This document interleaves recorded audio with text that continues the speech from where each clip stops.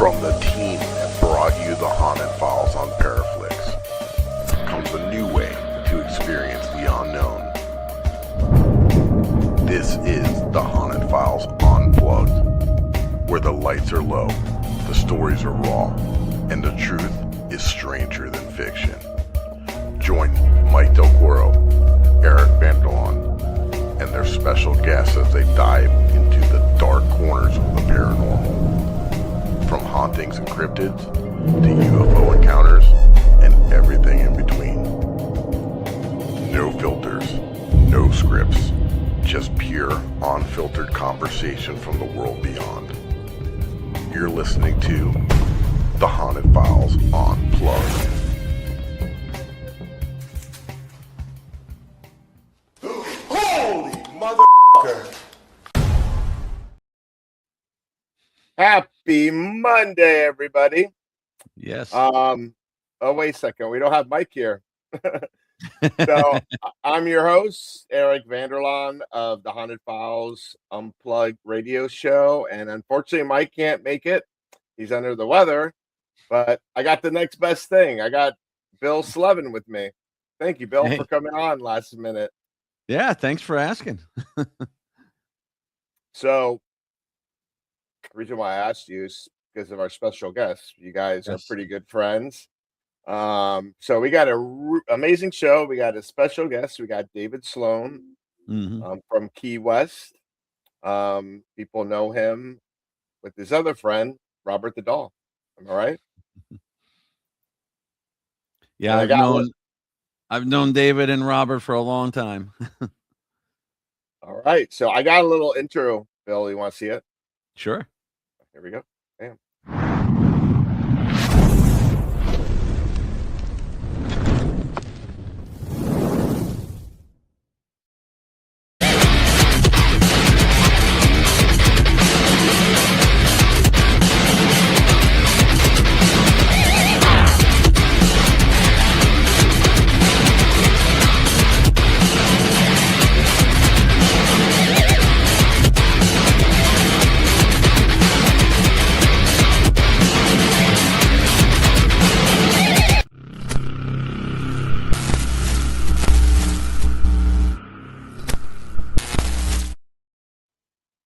All right. Without further ado, the man of the hour. Bam. Hey. I love that intro. Thank you, sir. And thanks for coming on the show and being our guest. Yeah, it's always great hanging out with both of you. Yeah. Good seeing you. So there's a lot of crazy things going down there in Key West. You know, a lot of people always ask me so what do you think is the most haunted location in the US? Like some of them. And I'm saying it's got to be Key West, Gaia Wesso, Island of the Bones. Like what? It doesn't make it any more haunted than that, right? Yeah, I mean, Key West has so much of it. And the Island of Bones, it was scattered with the bones of the Native Americans. And so when it was first discovered, they were all over. They were up in trees and they were scattered across the beaches. And then the interesting thing for me, a lot of places that are along the trade routes, a lot of the old seaports have a lot of hauntings, but with Key West, the dead never rest. It seems like any cemetery we've had, it gets uprooted by storms, or the churchyards, they decide to build a bigger church and dig everybody up or bury them underneath. So even in the cemetery, it's limited space. So the bones will be pushed to the side once they've decomposed. And then the next generation of that family will share the same grave. So there's really no resting in peace when you're in Key West. And I think that helps to make so many of them very active. It's one of those cities, I think, that you feel the energy around that city. Yeah. Especially you go into that cemetery. I love that cemetery. And you could see half of those things are cracked and broken. And, when you walk around that cemetery, there's a lot going on in it. Yeah, it shows the stage. And it's interesting because the whole island used to be a coral reef. So we're an ancient coral reef. We really are out in the middle of the ocean. And that coral reef, it became exposed, and and submerged several times, and then with the weathering. But I think that has something to do with it. We're on that big limestone foundation, and Yeah. and billions of skeletons of the of the polyps from the coral reef. So And plus, you can't dig under there. You dig, you hit water. I mean, yeah. you're like some places like are probably below sea level, right? And Yeah, it's all very close to sea level. Our highest elevation, you might be 18 feet above sea level, but the coral is very tough to dig into. Yeah. and why was that the place where they buried their dead, the Native Americans? It seemed like that would be like the worst place to do it, just because they just pile up, right? There's different theories about it. The most common one, people will say that there was one tribe that, a lot of times they say the Calusa, and they were chased by the Seminole, and they didn't want to be violent, so they kept hopping key to key. And then when they got to Key West, the closest place was Cuba, so they made their last stand, and it was this big battle, and that these bodies were the remnants of that. I had a friend though who put forth a theory that I'd never heard. We Uh-huh. know that this used to be seasonal camping grounds, at least, hunting and camping for the different tribes of South Florida. She Right. said it's likely that a hurricane snuck up on them, one they weren't expecting, and they didn't Hmm. have anywhere to go. Because you think about it, a hurricane would have taken their lives, washed them out to sea, and then with its spinning motion, washed them right back onto the shore, and that would True. explain the bodies up in trees, the bodies scattered across the beach. So I think it might have been Mother Nature that delivered all those bones here, and with that such a traumatic death like that. And it's very interesting because whenever there's storms approaching, you can feel the energy of the island change. Hmm. I'm sure. I wouldn't want to be down there in one of those storms. Yeah. I'm happy I'm a little more north. Even when we get thunderstorms, you can feel it. Out at 40 Smartella with Robert the Doll, if we get a storm rolling in, I'm like, oh, it's going to be an active night. And it's the Well, yeah, same the way at change, America's Most Haunted Firehouse. It's the changes in the atmosphere makes a Mm, huge difference, because my most active night was at the Gold Coast Railroad Museum, and we had like a tropical disturbance. It wasn't a tropical storm, it wasn't a hurricane. It was, but enough to where there were feeder bands coming in. And like at some point, like the wind was going sideways in the rain, like inside the hangar, and like, man, we were getting disembodied voices, we were getting shadow figures. And I think like changes like that, like in the humidity and barometric pressure, I think that makes a huge difference to stir up activity. And you've got one of Flagler's railroad cars, I believe, that the last engine that went to Key West, right? I Uh, believe so. And they got some rail cars there as well that used to travel down there. so because I think one of the ones that went and rescued people, the veterans that were in the middle of the Keys right before there was a big accident. I think that one might be there. So if there's activity during the storms around that would make a lot of sense. mm. Yeah. Well, The it's an amazing storms. place. I'm trying to drag you to get there.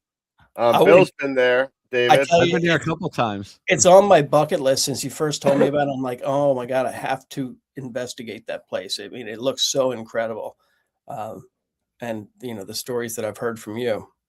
On top of that, you got the presidential car, the Ferdinand Magellan. It's like a like time capsule, like Truman, Roosevelt, Reagan, Winston Churchill rode in that car, and that's like the most active car. Like you hear Yeah. footsteps and all kinds of things going on in there. Do you get a lot of things around the property, like the exterior as well? Yeah, because previously it was a naval base, and it Yeah. during World War II it was the largest naval air station in all of the U.S. And they had these airships, these blimps that would patrol the Florida coast for German U-boats. And they had 3 hangars that could fit 6 of these blimps.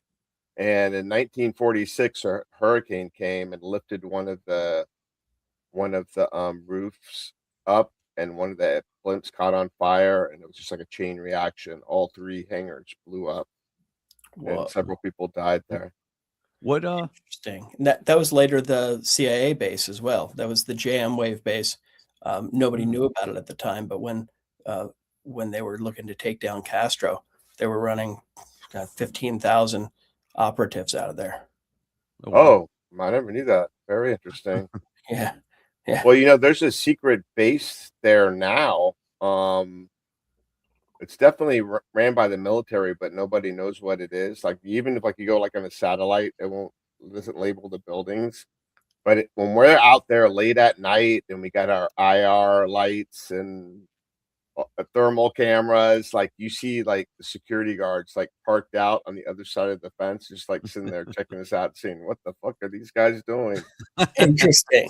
Oh, that's And it, very interesting. Yeah, I and wouldn't be it, surprised if the CIA still keeps something going there. well, there's a rumor that they were testing monkeys there. That's what I heard. So Well, Oh, I that wouldn't remember. surprise me. They've done that in the Middle Keys as well, Raccoon Island or Raccoon Mm. Key.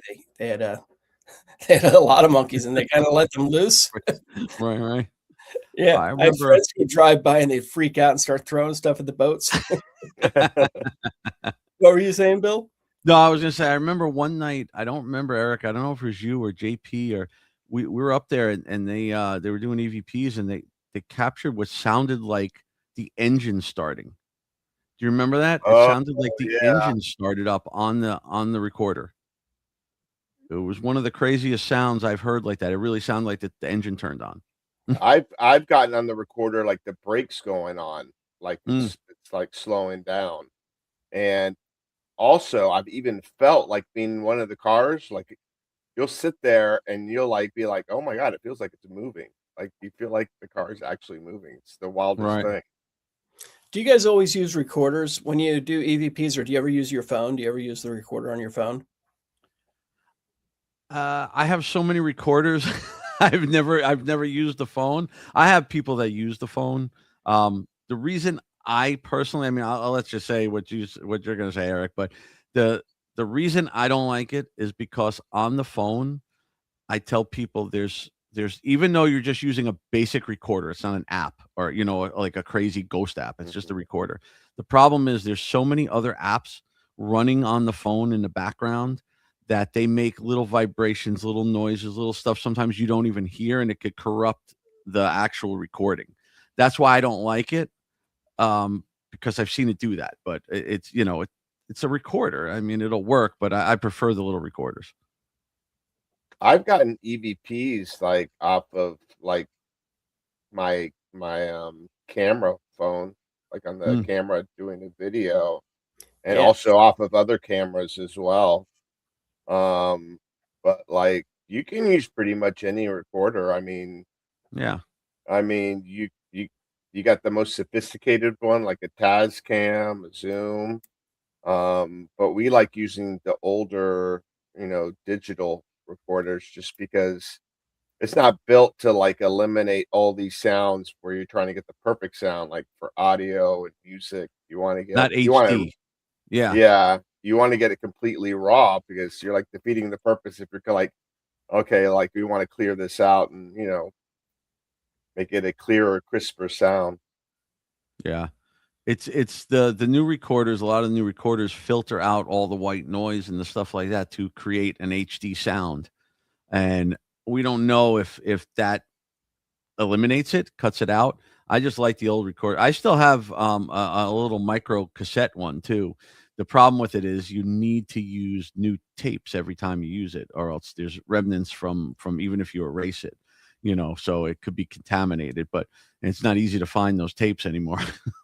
And if you're lazy like me, you want to use your recorder that is voice activated, so you don't have to listen to the whole damn thing.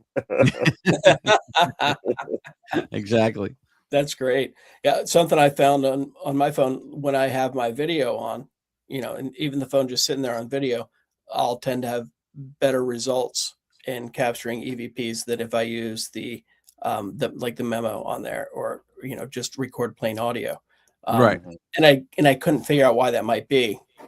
And that's why I was wondering if what your thoughts were and I- about using phones.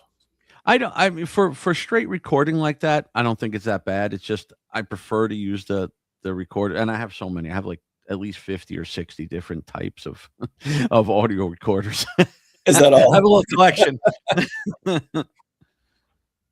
Well, lately I've been using this my Olympus. I can't remember the model, and it's not an expensive model. And I've been getting some Class A EVPs off that recently. Um, but if you don't want to spend a couple $1,000s on a DR60, I would go with like a Sony, the SD25. I'll always get good EVPs Yeah. off of that. And they got the sister version, the SD10, the Sony SD10. And I've gotten EVPs off that one too. And the cool thing about it, it has voice activation, so you can be lazy Yeah. like me. The voice activation is good, definitely. So, David, you're originally from Pennsylvania. Yeah, I was born outside of Philadelphia, and then when I was about 11, I moved to Dallas. And, Okay. and And what got you to crazy Key West? I kind of feel like I was led here. And it's interesting because I had a kindergarten teacher who used to tell us about her ghost. And so I was hooked on the paranormal at a very early age. And hers was a Native American spirit that used to live behind her walls and do strange things. But as a kid, I looked so forward to going to kindergarten. And I remember sitting on the floor, and the first thing we'd do is hear the updates on what the ghost had done. And she showed us a photo of the ghost on the last day of class. And I thought it was really incredible. And then my great aunt, we called her Aggie, and there was a family hotel in Germantown, Pennsylvania. And there were supposed to be several ghosts there, and one of them was supposed to be my great grandfather. But we'd hear these cool stories from Aggie about how one of the long-term residents there was a writer, and she heard the typewriter going all night. And when she saw him the next morning, she said, "Boy, you sure were on fire last night. You must have written the entire novel." And he said, "Oh, no, I wasn't here last night. I was staying with a friend down in the city." And she had so many cool stories like that. And then I remember one day, right out in the driveway, I felt the urge to turn around. I don't know why. I don't remember why, but I remember turning around and looking up at the window on the room that my great grandfather was supposed to haunt. And that room was closed off. Nobody went in there. And I remember seeing him standing in the window, looking down at me. Oh, wow. And so that was the first time that I actually saw a ghost. And so they were always a part of my life from then. And I never imagined I'd be in the paranormal field. I went to college for hospitality management. I used to manage cruise ships, but I saw a ghost tour in Scotland. And when I went on this ghost tour in Scotland, ghost tours weren't a thing. In America, I don't think any existed yet. There might have been one or two. And they took us around, and this tour guide was so brilliant. He'd slam into the door of the church and dislocate his shoulder intentionally to tell part of a story.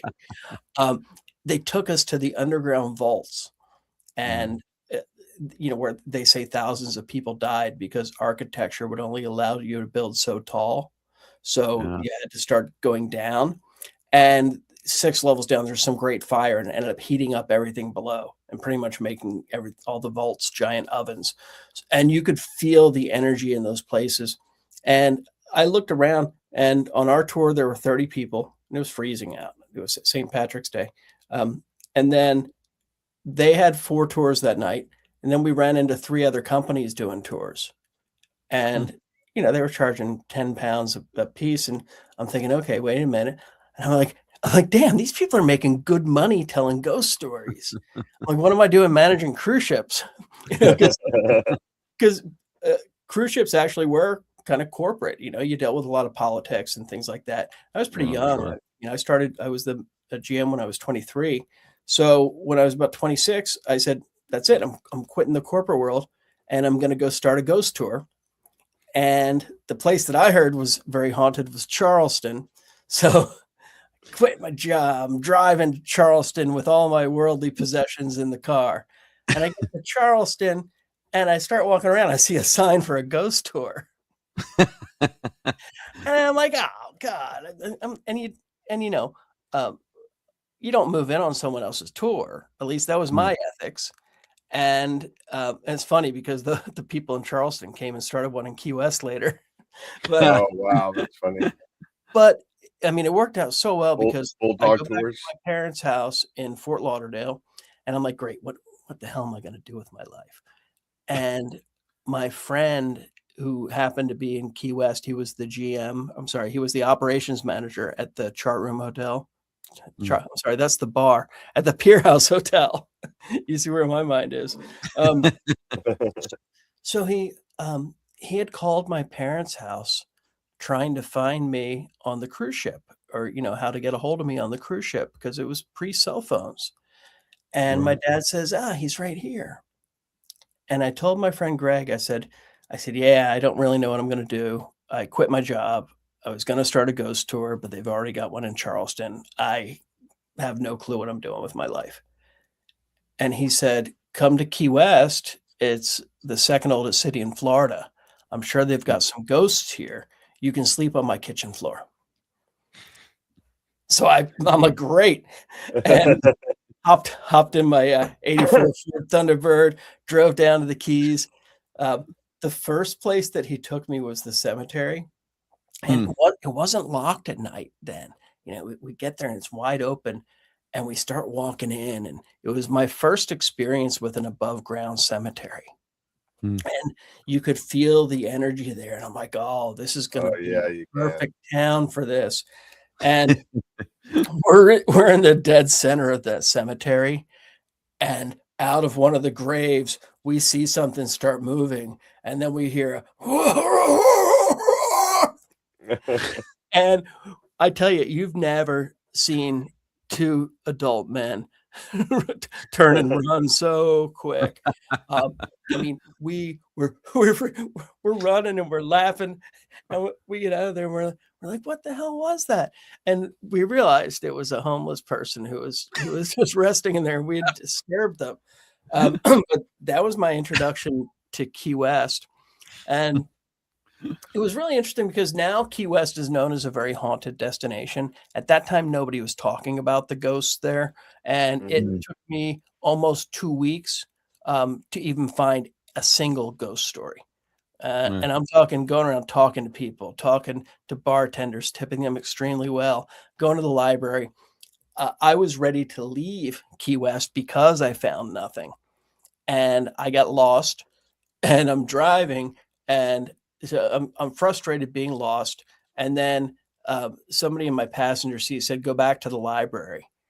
And I turned to them. I go, I don't know where the library is. And there's nobody there, but I saw their sleeve. Like I saw a little bit of a sleeve. And I look up, there's a sign that says library parking only. So I pull in. I'd been to the library several times. Couldn't find anything.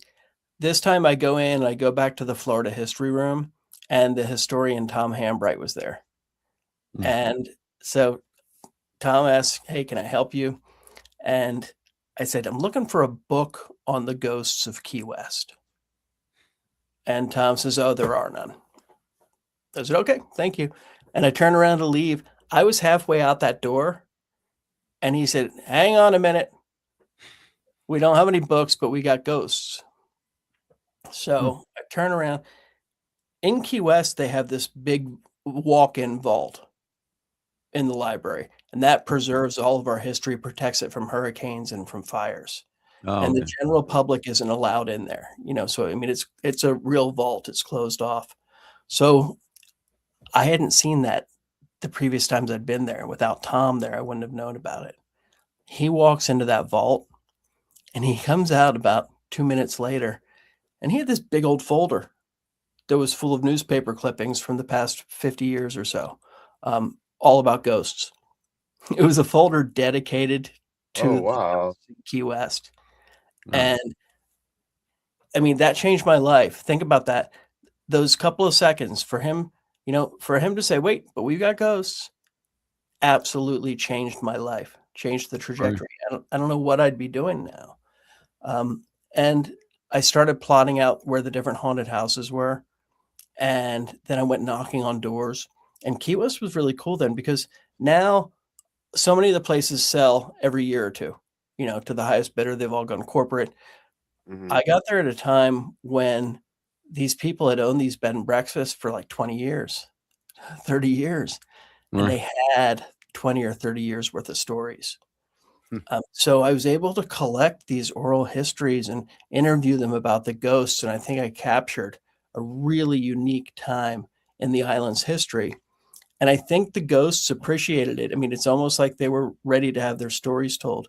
Because, Right. there was still a time when you talk about ghosts and people would think you're a little crazy. If somebody saw a ghost, they had to think very hard whether or not they wanted anybody to know. A lot of those newspaper reports, people asked for their names to, to be kept private. But that's, first I went to the Marrero guest mansion where there's a ghost named Enriqueta Marrero, who I believe Bill is familiar with. Just a little. But when I went to Enriqueta's house, and this was my first real paranormal encounter in Key West, I was talking to James Remus, who was the owner, and he had brought me into the back room, and he's telling me stories, and I'm writing them down, writing them down in my little notebook. And then this pillow starts pushing against my back from the couch. And I thought it was a big pillow. It just fell over. Mhm. And I move it back, and then it hits me again.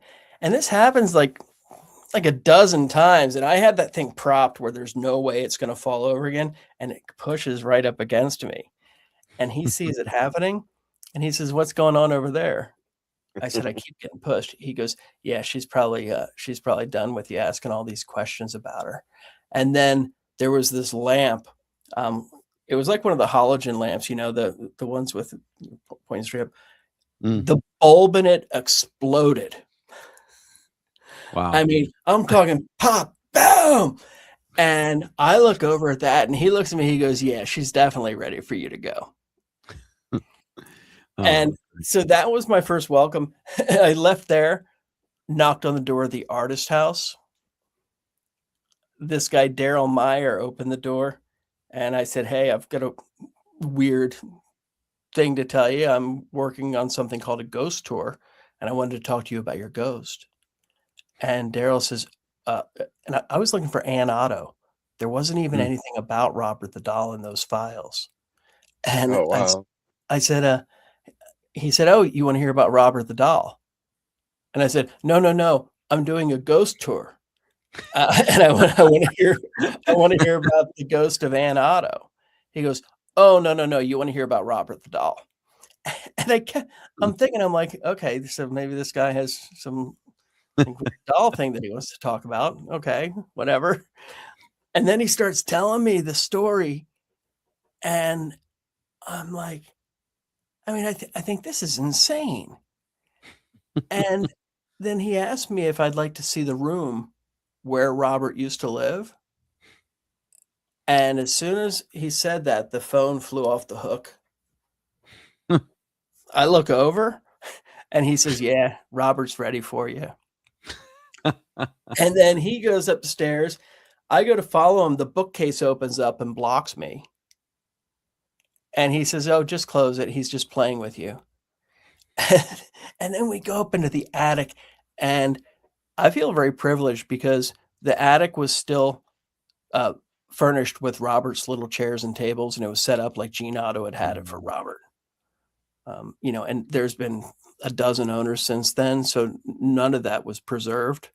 But I stepped in there, and I can still picture it and how it looked and how it felt.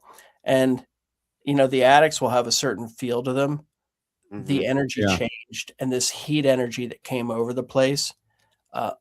I knew I was going to be physically sick if I didn't get out of there. Mm. And I was like, "Whoa, there's something to this." So I asked him, I said, "Hey, how do I see this doll?" And he said, "Well, he's in a museum, but he's not on display. So you're going to have to call them up in advance to arrange to see him." And that's what I did. But when it's funny because when I called, the first two people I spoke to didn't want to show me Robert. They said, "Oh no, you'll have to call back when somebody else is here." And I got the sense that they didn't want to deal with him, that they were not frightened, but that they didn't want to mess with him. And then Right. the curator, Stacy Rousseau, she agreed to meet me. And the museum, it was a very different museum then. Leaky roofs, open air. It had this very interesting vibe to it, and nobody really went there. There was nothing that was a real draw if you weren't big into Civil War, because because the structure of the fort is a Civil War. So I go in, I'm the only one there. Stacy comes out of this back room, and she's holding Robert in his chair, and she's talking to him. And she's like, "Hey, Robert, this is David. He's starting something called a ghost tour, and he wants to take some photographs of you." And I'm looking at Stacy talking to the doll, and I'm like, "Wow, this is really crazy." Like, people are really weird in Key West. But she was so nice, and she set him down and left me alone. So I'm alone in this giant Civil War fort, me and this doll. Robert did not look haunted. He looked strange because he's an old doll and he's the size of a small child. Right. But I took a few photographs, and then I said, "Oh, I want to get one without his hat on," because he had a different sailor hat than he has now. It was down, it covered his eyes some. It was pretty creepy looking. So I go and I touched the brim of his hat and I lifted it off his head. Boom! That doll came alive. The energy in the room changed. It had the same energy that the attic room at the artist house did when it changed. I could feel that I was not alone. His eyes changed. You could see life behind him. And I thought, "Oh my God, let me get a photo of this. This is going to be incredible." And I tried taking the photo and the camera didn't work. And I tried 3 pictures, it doesn't take the pictures. I turn, I'm looking at it to see if there's some weird settings on it. Boom, boom, boom. It takes the pictures of my face. I'm like, okay, it's working. I turn it back around, go to take the picture. It doesn't work. And I heard a child giggle. And then the life left Robert's eyes. And I was alone in the room again. And that was the moment where I said, "Oh my God, I got to find out what's making this doll tick." And it started a 30-year journey. In May of this year, it'll be 30 years. And look what you got yourself into, right? Yeah. That's crazy. And it's good because I don't think people would have ever known about Robert otherwise. I started sending people on my tour. I said, "Call the museum, call the museum, call the museum." Enough people started calling the museum that they put him out in a display with some of the other Key West characters. Because you have to realize, at that time, if a museum put something haunted in there, most of the people in that field, they didn't really believe in the paranormal. They kind of looked down on it. So, so Robert wasn't something that they really wanted as part of their collection. Right.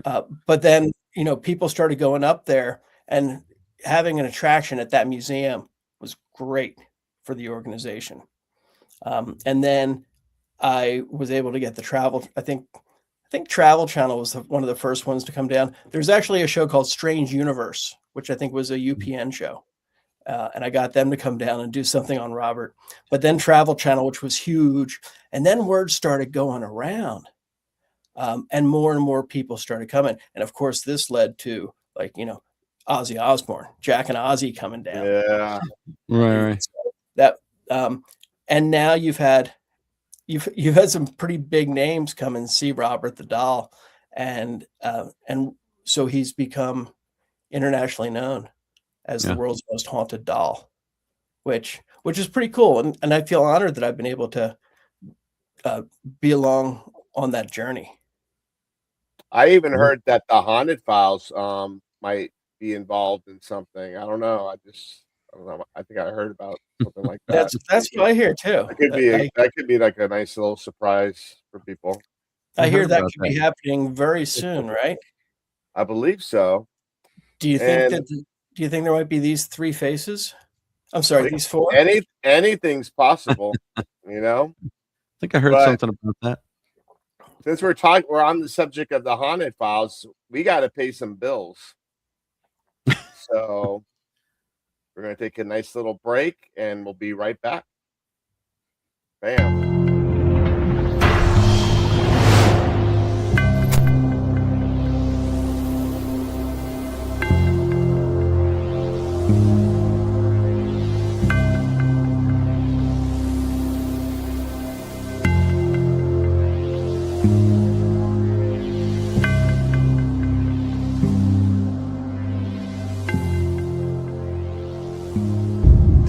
What's up? Mike and Eric from the Haunted Files here, and we got these pieces of paranormal equipment in our hand. Why is that?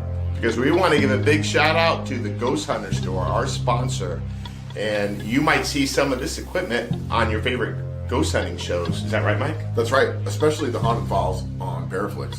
And we're going to give you a special code for a discount on these devices. That's right. So if you go to the Ghost Hunter store, you go to the website, when you check out, if you enter the code Ghost Gone Wild, Not Girls Gone Wild. that's right, you get a discount on your purchase.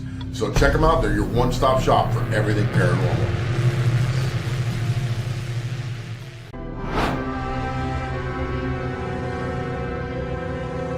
What's up, everybody? I'm Eric, and this is Mike from the Haunted Files. And Mike, we got something special to tell everyone, right? We do. We have an amazing product here. This is from Haunted Happy Hour, where they make spirit-infused coffee. And what's cool about this product right here is it's the Haunted Files edition. It's a Dark Isles brew. Yep, and it's got a blend of Irish cream, pistachio, and dark rum. A perfect blend to awaken your dark side, right, Mike? Hell yeah, it is.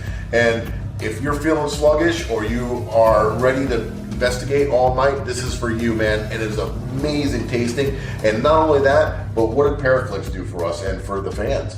Well, you're going to get a special discount code that's on the package, and you're going to be able to get 3 months for free ParaFlixx. And who can they watch, Mike? They can watch us and all the other amazing investigators on the ParaFlixx platform. So get yours today and make sure you check out ParaFlixx and the Haunted Files.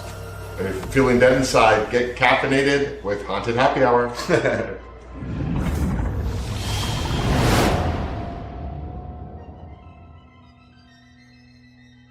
Are you ready to explore the unknown? Eventually. Brace yourself for a journey into the supernatural. ParaFlixx Paranormal Plus, your gateway to the paranormal, all-in-one streaming service. Dare to explore, dare to believe, dare to stream alone. It does not want us here. Sign up now and embark on a supernatural adventure like never before. ParaFlixx Paranormal Plus, the universal home of paranormal.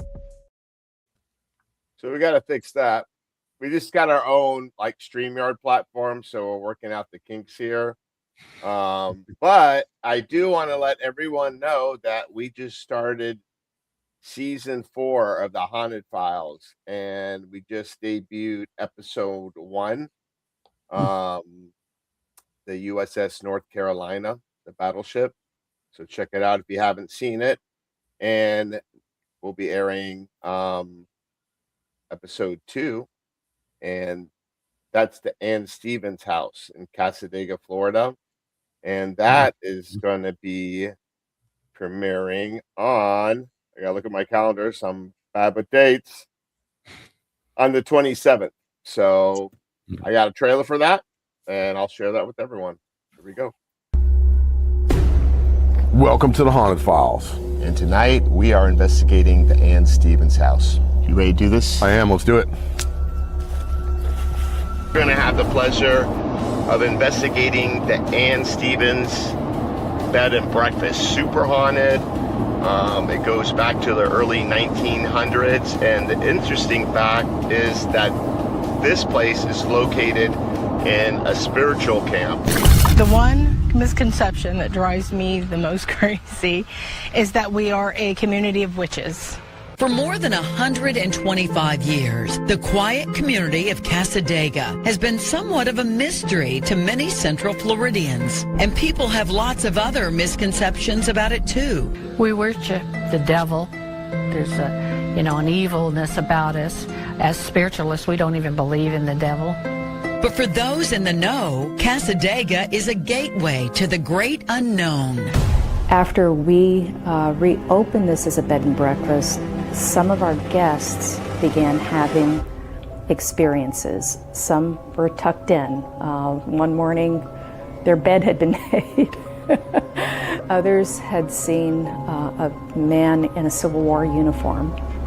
And we learned that this person had been Ann Stevens' gardener. As darkness settles in over this quiet little town, you can feel the shift in the energy. With our equipment in hand, we head in, prepared to document whatever we may encounter. You get close to that box again? Please? Just let us know you're here. Awesome.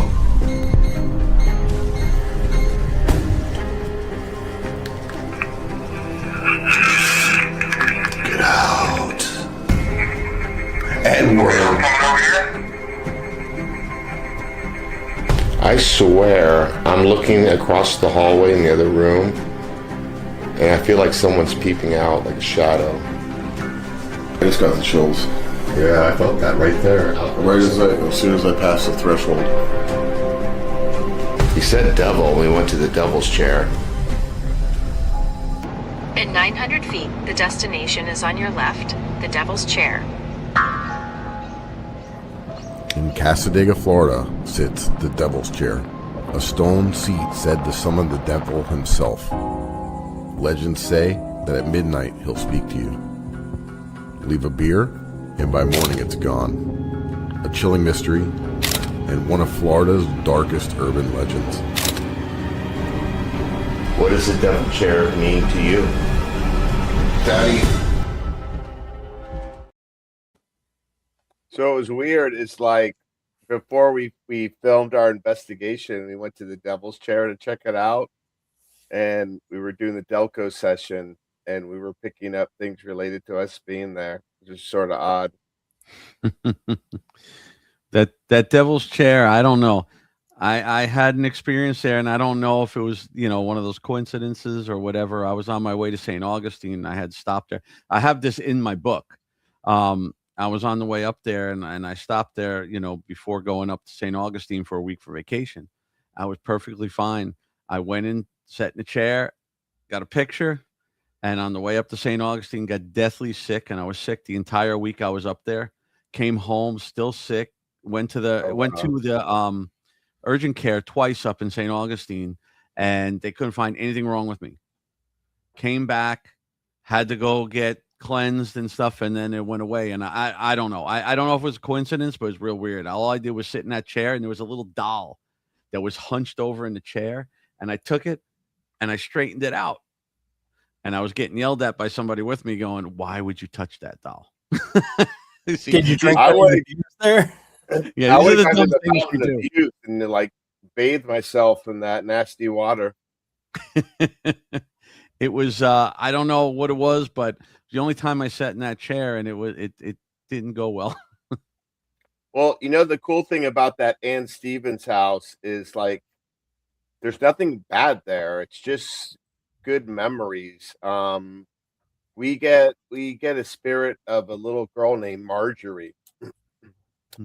Her dad, I was the architect of that house. So she used to hang out there with Ann Stevens when she was a little girl, but Marjorie lived till like she was in her 90s. So now she comes back as a little girl, and we get her all the time there. And the two owners that live there, they're psychic mediums, and they're very protective over Marjorie. But I don't know. It's a really cool place. And then on top of that, it's in Casadega. If people don't know that, what Casadega is, It's a spiritualist camp. I mean, it's a town of psychic mediums, tarot card readers. They They have like festivals there yeah, on spiritualism. They have a haunted museum.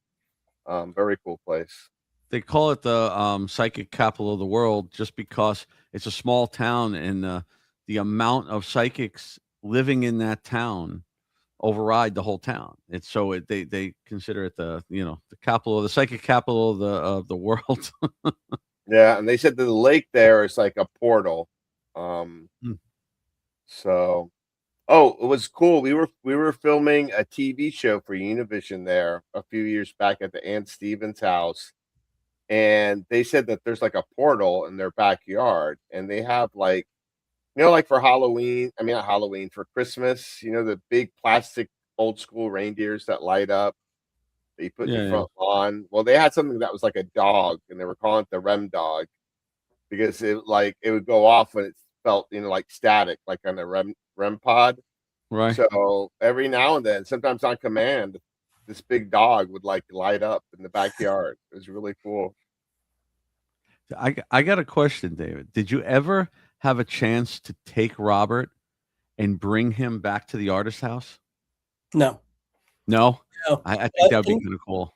No, I mean, it would be really cool. But I take care of the spirits inside of Robert, and I've uncovered his history and all that. But so that's why I'm a doll tender. But the museum owns the artifact of Robert, and their main responsibility is making sure the artifact is preserved. So Right. very delicate now, right? yeah, so as cool as things like that would be, they're just not good for for preserving Robert for future generations. Right. So and it's interesting, when Robert and I were grand marshals of the Fantasy Fest parade. That was one of the things, and we wanted Robert to be there, but of course the actual Robert can't be there.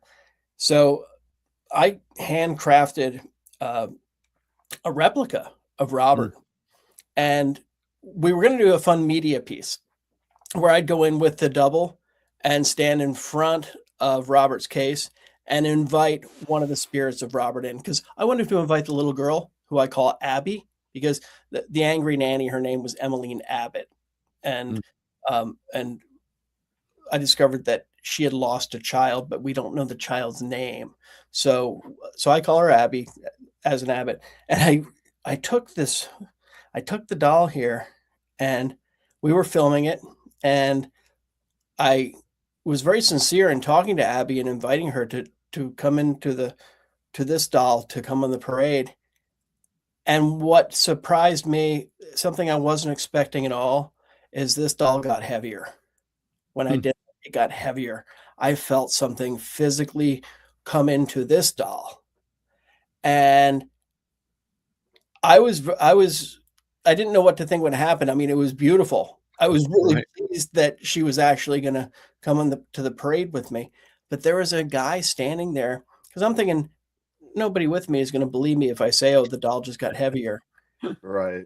And this person was standing there looking at Robert and didn't really know Robert's story or anything. And he said, what's going on? I said, would you like to hold her? He said, sure. And he held her, and he became very emotional. And then he let out all this childhood trauma. I mean, it got to where he was crying, and he said, I don't understand what's happening, but this is incredible. Wow. And then since then, a series of interesting things happened that where I have no doubt that Abby's spirit is there. And, so I'll take this doll. I'll take this one with me, because I think the spirits need to be nurtured. And that's what I always tried to do when we're doing tours at night with Robert the doll. As I'm setting up, I'll teach Robert to count in different languages. I'll read books of Bahamian history that tie in to when Emmeline Abbott was around, and do things true, because I look at the spirits, and if there's a little girl there, she doesn't want the same people coming in every day and doing the same thing and saying the same thing and taking you need something that mixes things up. So I'll take her around with me. And it's an interesting study as well, because I try to step into the mind of Gene Otto to really understand what was going on with him and Robert the doll.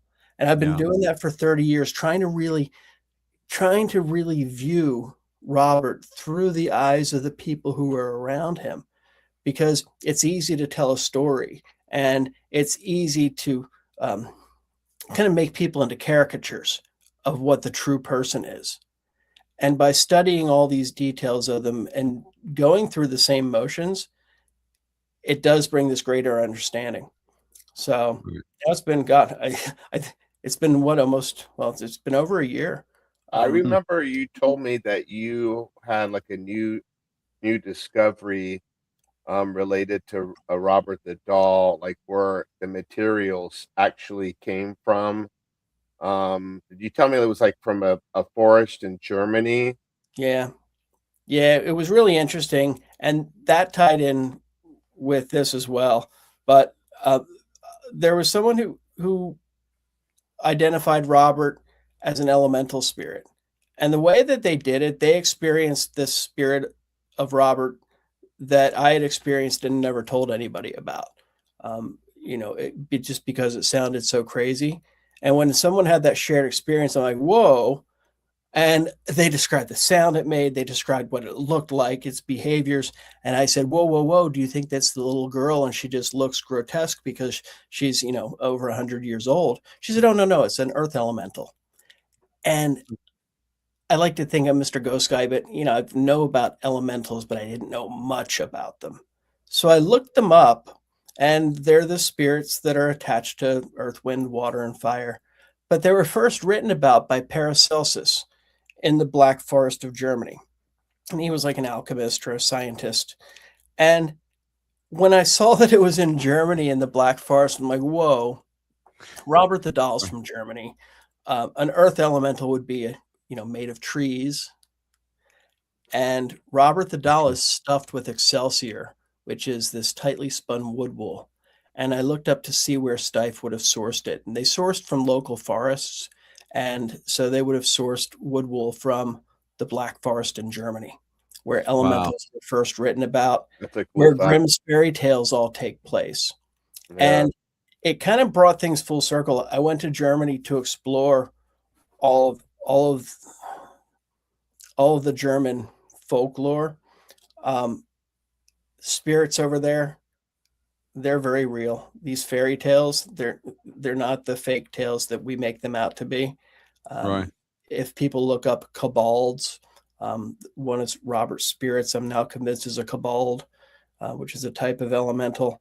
And but then you look back, and before everybody on YouTube got a hold of Robert, before people started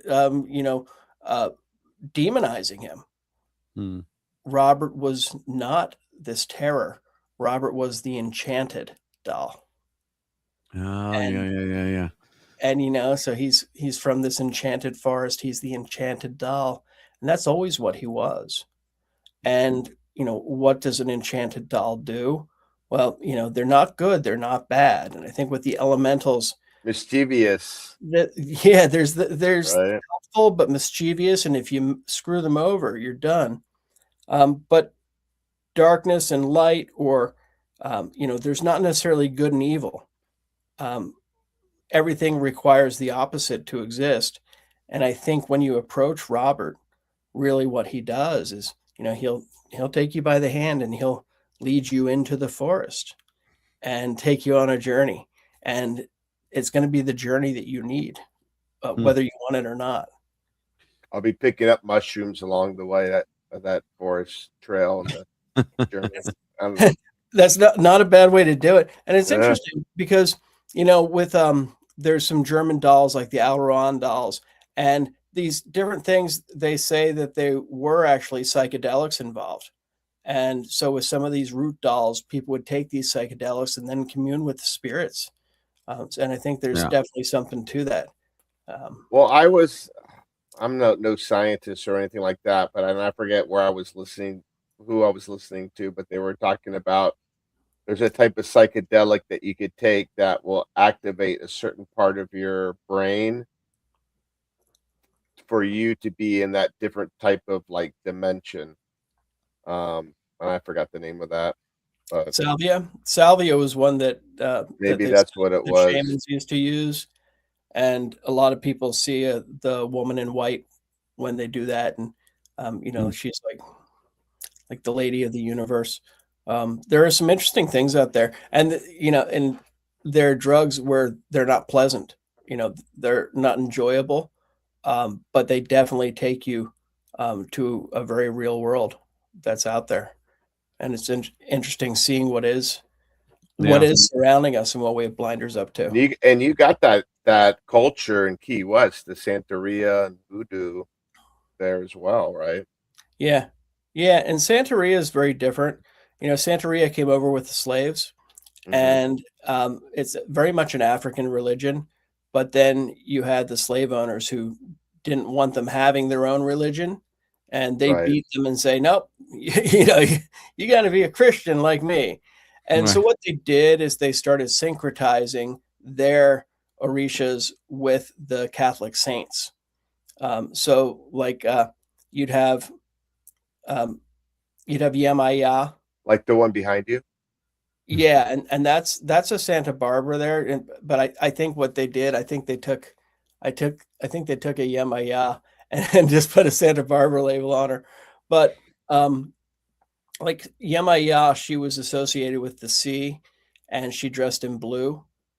And so with her, they put her with Mary, and then you had Shango, and Shango was associated with lightning or fire and was all dressed in red. And they syncretized Shango with Santa Barbara.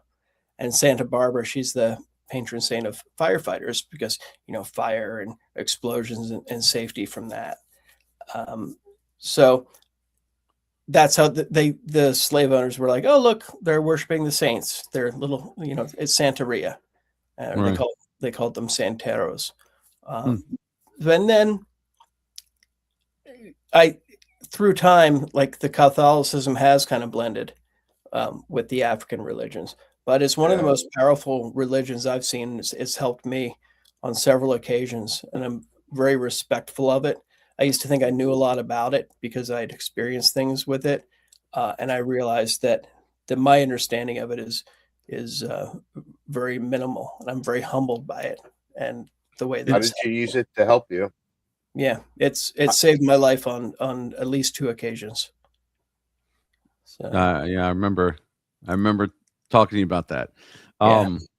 It's one of those things where I think it's misunderstood because it's like anything. There's a good side and a bad side to it. I've dealt with a bunch of residential cases here that involve Santeria, and a lot of people look down on it because even on what you would say the good side of it, some of them still sacrifice animals with it. So people look at it as all voodoo, The cases I dealt with all were people doing stupid things with it, things buried in their yards, and they're doing all kinds. If you're doing it for bad, if you're doing it to harm somebody, it's bad intentions. It's every religion has it on both sides, Yeah. And it is interesting. You brought up the animal sacrifice, and that is something where people assume if there's an animal sacrifice, it's got to be the devil involved, unless of course it's the sacrifice of the cow that they're eating in the hamburger that day. Or sometimes it's the cleansing, right? Yeah, cleanse evil out. The bloodletting for them is like for certain things, it's a cleansing to let the darkness get rid of the darkness. Yeah. And that's like a normal thing. They probably think what we do is probably be very evil looking. I don't know. I mean, sage. Is someone using a rooster in a ceremony worse than what the Catholic priests are doing to the little boys? Yeah. Which one is closer to the devil? Yeah, Right. definitely. And you hear a lot about that. Yeah. I wasn't raised Catholic, thank goodness. I was raised Episcopalian. Episcopal. I was raised Catholic, and actually the priest who confirmed me was one of the first ones to go down for molesting a lot of people at my church. Oh, So really? that's why I'm more than happy to take digs at the Catholic Church. Yeah. Well, you have a I am right. Catholic. I've never experienced that. I don't know. I would even joke about it a little bit. I said, I don't know. I grew up. I did communion, confirmation. I was an altar boy. I said, nobody came near me. I don't know if that was good or bad. Well, I never, you know. I had a good friend that he went to a Catholic all boys school, and what turned him was him getting beaten by the nuns while he was in school. Oh, I could tell you. So I went to Catholic school for a couple of years, and yeah. But yeah, they were like that. Even in I got slapped by a nun. Well, I won't tell that story on here because it's not good. But yeah, they were a little bit like that. But I mean, for me, it was different. I mean, when I was young and I grew up in this, one of the priests at the church I was in when I was young was the one who started teaching me about demonology. So it was I saw a completely different side, than the things you hear. Interesting. I know there's a haunted Episcopal church in Key West, right, David? Yeah. St. Paul's Episcopal Church. It's a really interesting church too, and that's one of the ones where they ended up digging up a lot of the people who were buried in their cemetery so they could build the bigger church, because they've been destroyed by hurricanes and by fires and things like that. And I think it's the third church on the property. And we used to go there when I started the first tours, and we were doing the tours downtown. I knew when we were approaching that as soon as we got there, the spirits knew we were there. And you'd see everything start swirling in this churchyard just behind the church. And we'd go back behind the gates, and there was an old sea captain's grave right up against the church. And I mean, there's just like that much room between them. And that's the only reason that grave was spared. And it's a guy who's actually descended, or he's related in some way to Thomas Jefferson. So it's a pretty cool story. But we would stand there, and you could tell he did not like us there. And one night I hit somebody, and look, they weren't into spirits at all. They weren't psychic. They weren't anything. And we're standing there, and they go, "Whoa, they just told me to tell you to get the hell out of here and don't come back again or else."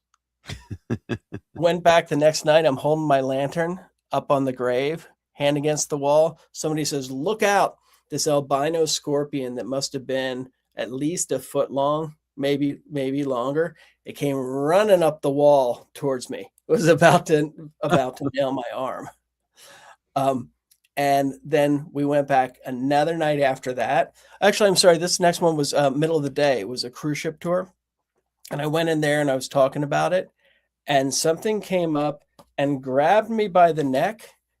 And it went right up to my ear. And in no uncertain terms, it told me to get out.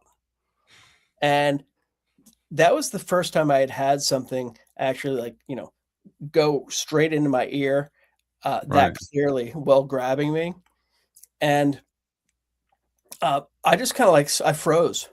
I froze for a minute and forgot where I was in the story. I just sat there for a second trying to think what to do. And I told everybody, I'm like, "Let's go to the next stop." And people kind of looked and they're like, "What's going on?" I'm like, "Let's go." And I got everybody out and I made sure that they left first. And I didn't go back in there for a little bit.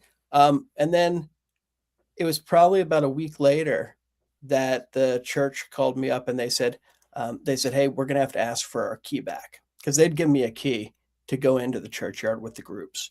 And I said, "Is everything okay?" They said, "We just need the key back, please."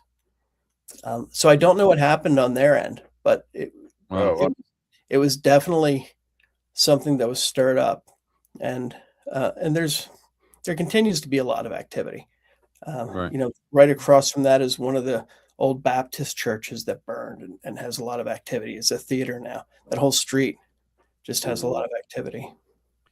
Yeah, I mean, I remember being a kid, like even going into Key West, just like when you get in there, especially at night and you're driving around, that vibe is just oozing all over the place. You definitely sense it. Shadow people everywhere. No, that wouldn't surprise me at all. Or a sense of being watched, you know? Mm-hmm. Yeah. I have a question I always wanted to ask you. I always forget. People have sent stuff or brought stuff to the museum down there, you know, things they didn't want that they thought were haunted, things like that. Has anybody ever brought back one of the replicas of Robert or complained? I did they? They send them back a lot, and the museum, when they mail them out or anything, they include something saying, mini Roberts are not returnable. Oh, really? Really? I mean, they say that, but there are people who will mail them back anyway and say, hey, thanks for this, but I'm sending it back. And I think it's interesting because nowadays people look at Robert's picture online and think they're going to be cursed and that they need to apologize. And, I don't believe that that's the case. But that's another one of the legends that will never die. And I mean, people are very much afraid of Robert. There's more people that are terrified of Robert that don't want to go to the museum, that don't want to see him. And, and that's not what Robert is at all. It's not like Robert is out there cursing people at random. Right. Most people who go to see him end up saying, oh, look at that. I love Robert. When we get children with autism who go up there, they're never afraid. They'll look and they'll see the innocent side of Robert. So I think Robert's almost a mirror for what people see. And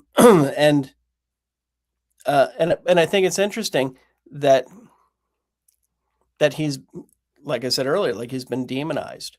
Right. When really that's not at all what he is.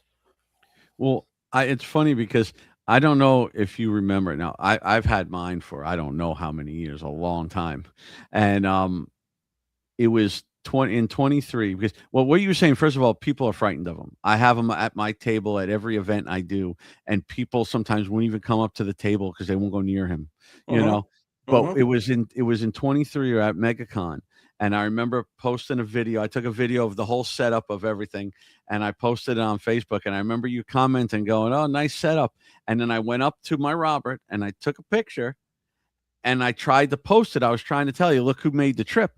I could not post that picture. I could take a picture of anything else there, but any picture I took of him, it would not let me post it on Facebook. Even wound up taking that into the lecture like a half hour later and showing them, what happened. And we could not post any photos of Robert. It was the strangest thing. Yeah. And that fits his profile perfectly. When you look at the kobolds, they are helpful, but they're pranksters.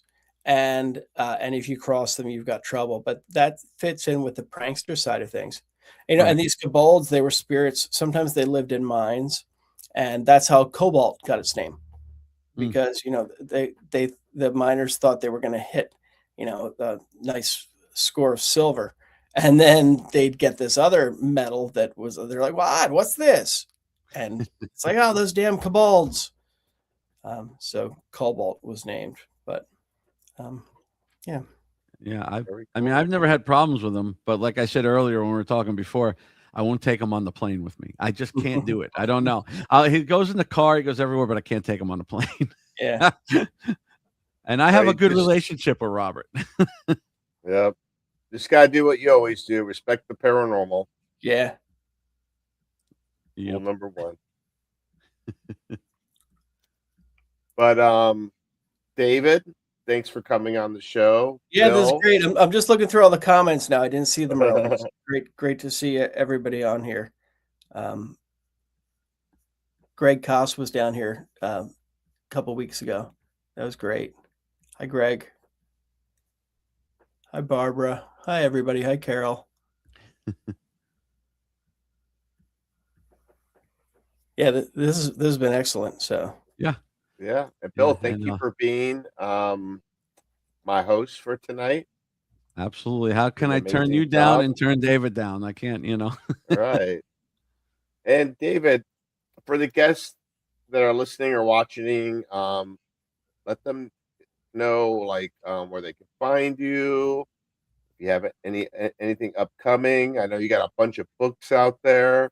There's a bunch of regarding fun Key stuff. West. If people go to ghostkeywest.com, that's got all the different tours.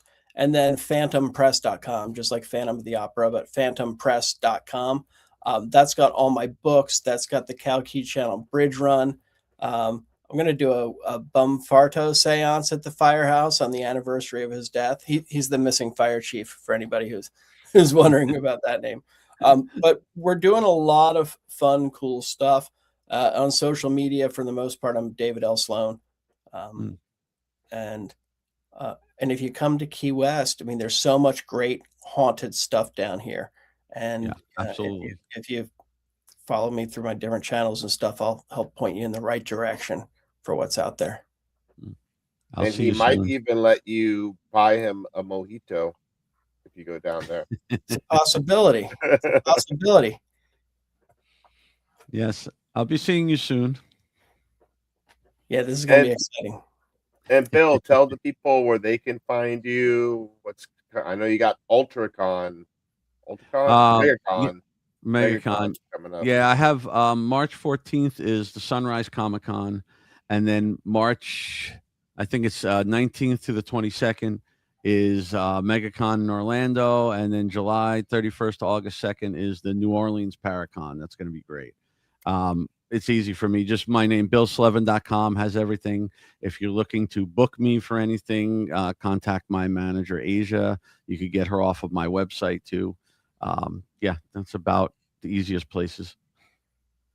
Awesome. And then for people out there, by the way, thank you for people that are new that joined on the show, that were on the chat. Please don't forget to subscribe and like, and I hope you guys come back when we have another guest on here. And also, we have a little show called The Haunted Files streaming on ParaFlixx, and ParaFlixx is the Netflix of the paranormal. So if you love paranormal shows and things like that, they have a ton of it there, and we have a show on there now, and we just started season 4, and we're pretty much halfway through it, and you might see some surprises coming up in season 4. So stay tuned. All right, everyone. All right. Everyone have a good night. Peace.